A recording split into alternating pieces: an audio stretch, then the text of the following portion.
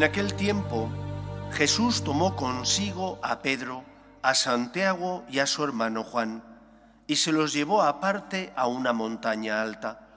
Se transfiguró delante de ellos, y su rostro resplandecía como el sol, y sus vestidos se volvieron blancos como la luz. Y se les aparecieron Moisés y Elías, conversando con él. Pedro entonces tomó la palabra y dijo a Jesús: Señor, qué bien se está aquí.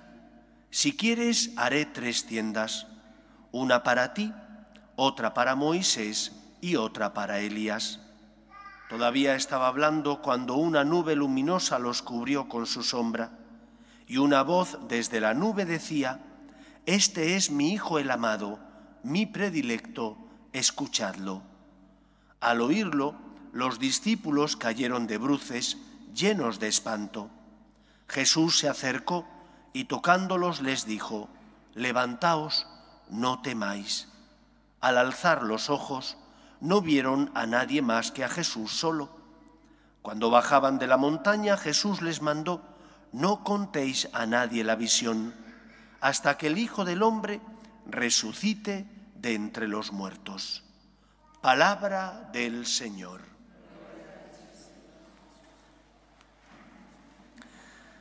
Los cristianos no creemos en las casualidades, sino que al contrario creemos en las causalidades.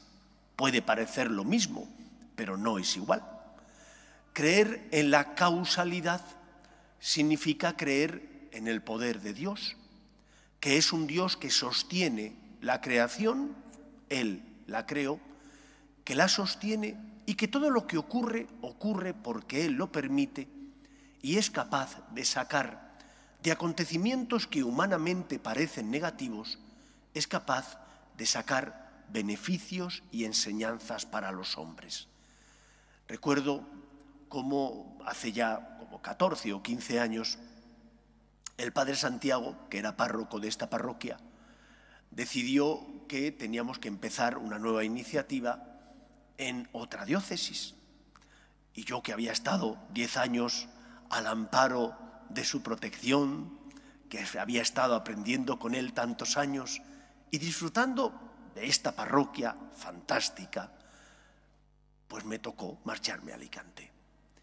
Y unos días antes de tener que irme a Alicante, que es la diócesis de donde yo vengo, pero que suponía para mí un reto, primero porque abandonaba la seguridad de estar bajo el cuidado de tu padre espiritual. Segundo, porque inicias un trabajo en otra diócesis como cura, donde nunca había estado como cura. Tercero, porque empezaba con una comunidad distinta, otros 2 hermanos sacerdotes con los que tenía confianza y amistad, pero cómo funcionaría la cosa era un misterio. Entonces, unos días antes de marcharme, una señora de la parroquia me regaló un libro de Madre Teresa. Yo, cuando vi el libro, le di las gracias, lógicamente, pero no me pareció un libro atractivo. De hecho, lo guardé en una de las cajas que me llevé a Alicante y ahí estaba en una de las cajas. Pero cuando llegué a Alicante, y entonces la tristeza empezó a apoderarse de mí, estaba deshaciendo las maletas, las cajas, y entonces vi el libro. Voy a leerlo. El libro se titulaba Ven, sé mi luz, donde Madre Teresa narraba su experiencia de noche oscura, de sequedad, y de cómo, a pesar de no sentir a Dios, ella fue fiel a los momentos de luz. Aquel libro supuso para mí un bálsamo y un consuelo. Dios sabía por qué esta mujer de la parroquia me había regalado a mí ese libro. Yo no lo sabía. Y lo único que pensé al principio, un libro más, de tantos como se editan. Un libro que el Señor quería que yo tuviera. No lo habría comprado en una librería, porque no me atraía en ese momento esa figura. Pensaba que no era el momento. Y sin embargo, el Señor quería que yo tuviera ese libro, que yo lo leyera para que encontrara paz, esperanza y consuelo. Por eso os digo que nosotros los cristianos no creemos en las casualidades.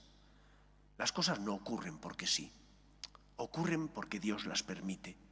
Y Dios es capaz sirviéndose de esas cosas, circunstancias de la vida, es capaz de sacar cosas provechosas.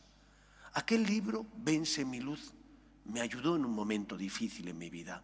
Me ayudó a tener esperanza, a confiar en el Señor, a recordar que el Señor me había mimado y que por lo tanto si me había mimado era porque ahora aquello que había recibido tenía que dar fruto. Y no podía pretender toda la vida que el Señor me llevara en brazos. El niño que va creciendo tiene que aprender a caminar. A veces no le apetece, pero papá y mamá que le quieren le educan, le enseñan, fortalecen también su carácter y le enseñan a caminar para que de esa manera, desarrollando esa capacidad, pueda relacionarse con los demás y todo lo que ello conlleva.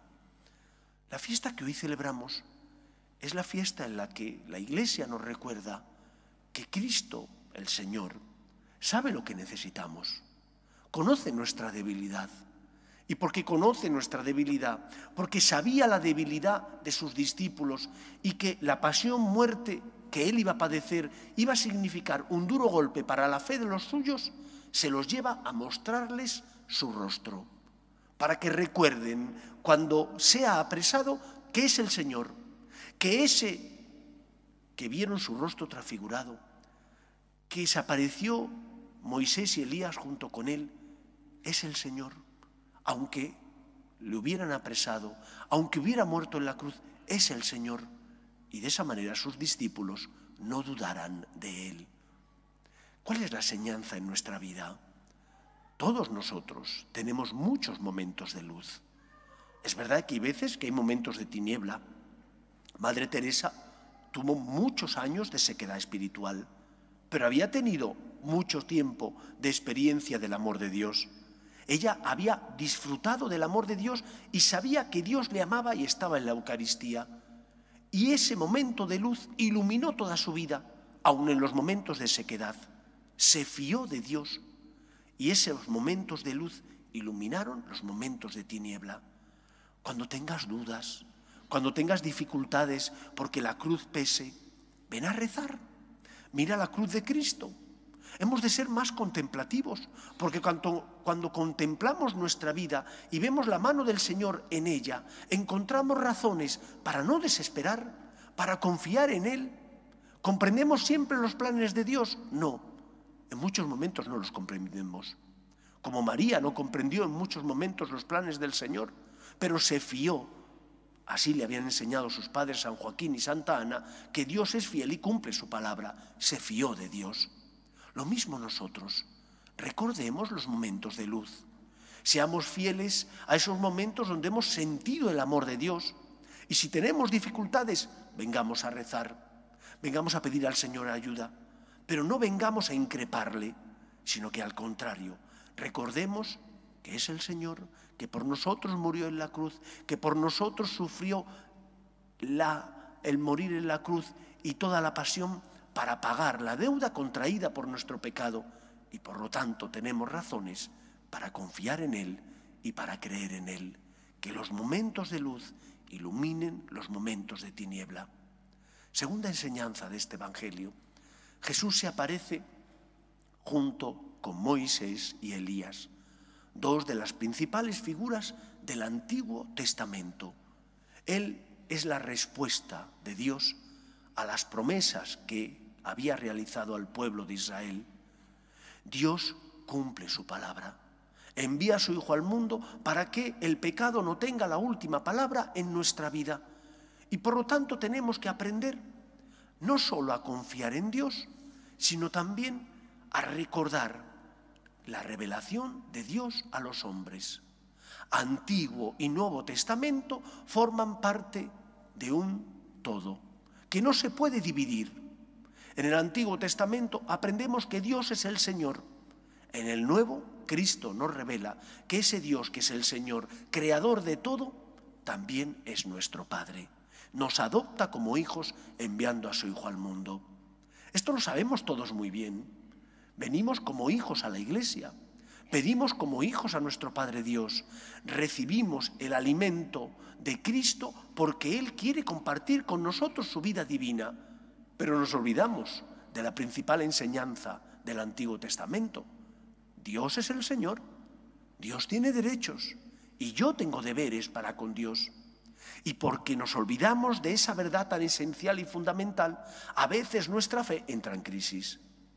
La Virgen María tampoco entendió plenamente los planes de Dios. Cuando su hijo estaba siendo ajusticiado injustamente, cuando su hijo en la cruz pierde la vida, María no tenía razones humanas para confiar en Dios, pero su fe la sostuvo.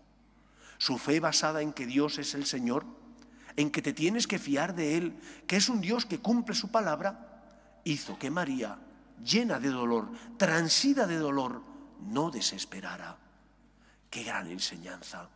Cuando tú te fías de Dios, aunque a veces no comprendas sus planes, cuando porque es el Señor te fías de Él, nunca tu fe entra en crisis, porque el Señor te sostiene. En los momentos de cruz, que nuestra fe no entre en crisis, porque es el Señor y confiamos en Él. Porque es el Señor, Él tiene derechos y yo tengo el deber de fiarme de Él. Es el Señor, me creó porque me ama y me salvó porque me ama.